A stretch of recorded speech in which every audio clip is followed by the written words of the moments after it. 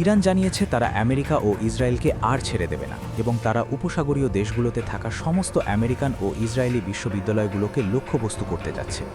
Iran এবার Israel ও আমেরিকার সকল শিক্ষা প্রতিষ্ঠানকে ধ্বংস করে ছাড়বে। কিন্তু কেন?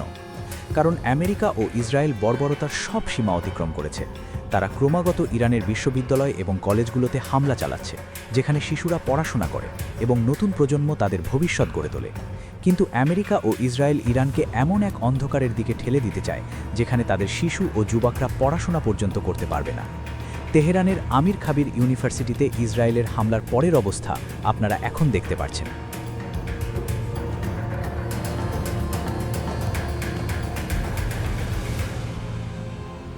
ইসরায়েল এখন ইরানের শিক্ষা প্রতিষ্ঠানগুলোকে লক্ষ্যবস্তু করছে এবং ইরান এর তীব্র প্রতিশোধ নেওয়ার শপথ নিয়েছে। এখন ইরান বলছে যে উপসাগরীয় অঞ্চলে থাকা আমেরিকান বিশ্ববিদ্যালয়গুলো তাদের বৈধ লক্ষ্যবস্তু। বন্ধুরা, আপনাদের জানাতে চাই যে তেহরানে ইসরায়েলের এয়ার স্ট্রাইকের পর একটি ধ্বংসস্তূপ থেকে উদ্ধারকর্মীরা একটি শিশুকে উদ্ধার করেছে এবং সেই উদ্ধারের ভিডিও বর্তমানে সোশ্যাল মিডিয়ায় ভাইরাল হচ্ছে।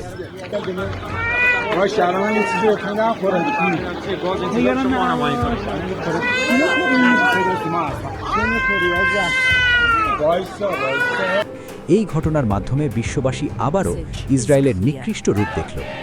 দর্শক, ট্রাম্প ও নেতানিয়াহুর বিরুদ্ধে এখন তাদের দেশের লোকেরাই ফুঁসে উঠতে শুরু করেছে।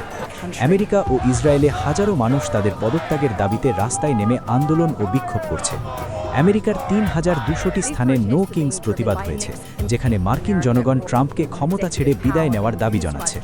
তারা বলছে যে ট্রাম্পের নেতৃত্বে আমেরিকায় গণতন্ত্র এবং অর্থনীতি ক্রমাগত দুর্বল হয়ে যাচ্ছে। যুদ্ধের নামে ট্রাম্প আমেরিকার বিলিয়ন বিলিয়ন ডলার ধ্বংস করছে। তার নিজের স্বার্থ আর অহংকারের কারণে আমেরিকাকে ধ্বংসের মুখে ঠেলে দিচ্ছে। এবার ট্রাম্পের গদি নিয়ে টানাটানি শুরু হয়ে গেছে। একইভাবে ইসরায়েলেও নেতানিয়াহু সরকারের বিরুদ্ধে মানুষ রাস্তায় নেমেছে। ইসরায়েলের সচেতন নাগরিকবৃন্দ নেতানিয়াহু প্রশাসনের পদত্যাগ দাবি করছে। সেখানে পুলিশের বর্বরতা ও ধরপকড় সত্ত্বেও মানুষ বিক্ষোভ করছে। দর্শক, ইরান ও ইসরায়েলের যুদ্ধের সকল আপডেট পেতে এখনই চ্যানেলটি সাবস্ক্রাইব করে রাখুন।